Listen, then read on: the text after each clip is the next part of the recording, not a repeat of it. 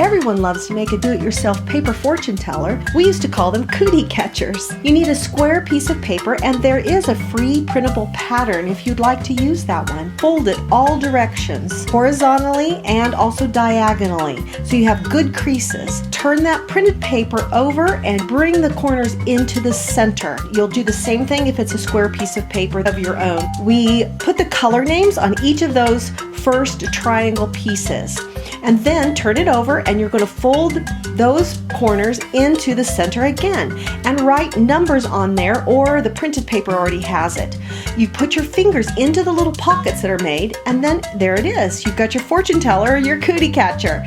So then you will take each one of those flaps with a number under it and write either a joke or something on there. I've written answers to yes/no questions. There's ideas on the printed pattern. To play the game, choose a color, move the mouth the same number of letters in that word, and then choose a number inside the mouth, like the number 2 here, and there's the answer to your yes or no question. So you ask that before you play. You can also make this into a little puppet. Draw a face on there and then move your mouth and talk. That's kind of fun. Or staple a handle on and you have a May basket. You can put your candy and your flowers inside. Do-it-yourself paper fortune teller cootie catchers are so easy to make and so entertaining. Come join us over at Welcome to Nana's for complete instructions, and come join the fun.